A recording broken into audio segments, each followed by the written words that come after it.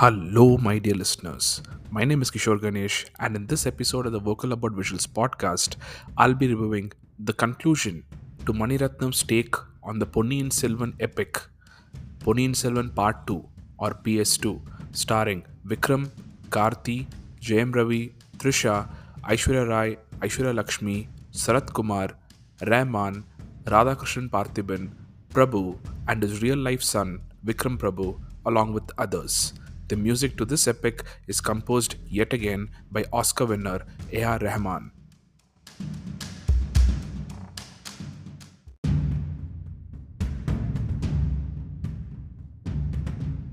Mani Ratnam didn't choose to go with holding back any details of the forthcoming PS2 in this film's marketing materials in the hopes of establishing some mystery or intrigue around what happens next in the plot.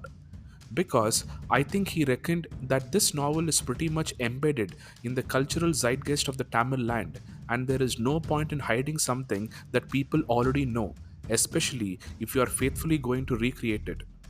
The logic to this is sound, but considering this film also caters to a lot of people who are millennials and Gen Zers who grew up with the buzzword called spoilers, I think Mani Ratnam would have benefited from withholding key details of the plot, like spoiler alert, lol, the fact that Vandiyathevan and Arulmozhi Varman are alive and well. Another sector where he could have had a win in this context was maybe with the audiences from other languages who also, more likely than not, would have not known about Ponniyin Selvan's fate. Coming to the film itself, Mani Ratnam has somehow managed to make a magnum opus of a tale into a people story. So this film is focused extremely closely on its characters rather than what you would expect a typical historic period piece would focus on. The war sequences, the courtroom sequences, the sets and set piece fights.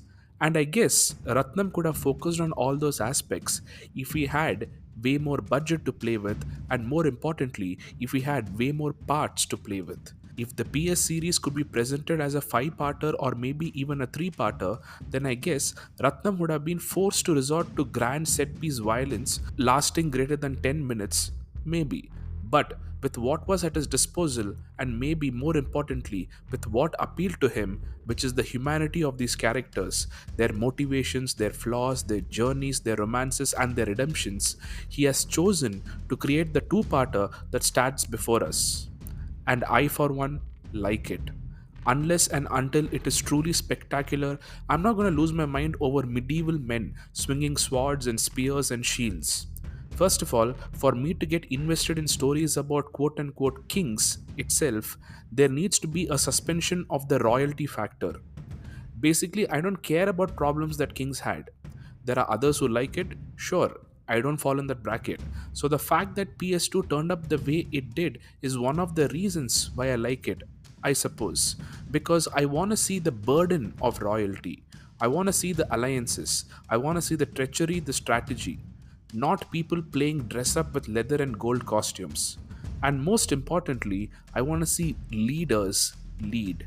And in this film, throughout the film, Mr. Ponniyin Selvan is not shown to enjoy the fruits of a royal life. He is actually working hard, is among the people, traveling, drowning, falling ill, basically what everyday people do. And that's why this king story appealed to me. Coming to the performances, in my eyes, it is yet again Vikram, who is closely followed by Aishwarya Rai in this iteration, who shine the brightest. That said, even though the shooting of PS1 and 2 happened in one shot, the plot allows for everyone to elevate their acting game, with two notable characters who had a lot of screen time in part 1 finding that greatly reduced, which is Trisha and Aishwarya Lakshmi. Ravi Varman is excellent in capturing this era in glorious, glowing colors, and Mani Ratnam's direction in terms of getting perfect synchronization from the hundreds of extras in certain shots is astounding. One thing to note here, our man Mani Ratnam loves a party occasion or a function or a gathering of some sort. This is where he shines. I witnessed this grandeur for the first time in Ravanan, and since then, over O Kadal Kanmani, Kaatru Veliyidai, and Chekka Chevanda Vanam, he has perfected the costumes, the color schemes, and the staging of these shots. They are truly tremendous to witness, and in contrast to this are the action slash war sequences of this film, which are utilitarian at best. Again, this is not a complaint, just an observation. The final icing on the cake is Rahman's music, which, in my opinion, is grander than what's happening on screen. Sometimes it feels like it has been composed for a larger than life version of this story than the human story that is actually in front of us. But both the visuals and the music marry quite nicely in the movement shots, like in case of Vandiyadevan's runs, fights, and sneak ins into secret tunnels, and when the relationship and conflicts between people play out. A special call out goes to the scene between two characters in the Kadambur Palace, which is especially gripping. On the whole, if you're someone who, when all things said and done, enjoys a good old tale about kings, empires, conspiracies, alliances, betrayals, intrigue, and interpersonal conflicts, then this film will satiate your craving for such stories. I think in the modern era, not many, if any, Indian stories have come out that are grand and are simultaneously engaging. For the PS fans, it would have been great to have your epic come to life on screen, and for the movie fans, especially the Tamil film fans, it would have been a moment of pride to see an epic, even if it is fictional, about one of India's greatest emperors, Rajaraja Chola, and one of her greatest dynasties finally coming to the film format. If not anything else, this film at least makes us curious about our history and the many layered and complex narratives it has within it, so as to not use history to spread hatred but rather to learn from it. Kudos to Mani Ratnam for pulling off this project. Once again, my name is Kishore Ganesh. This is the Vocal About Visuals podcast, and thank you, my dear listeners, for your time and for listening.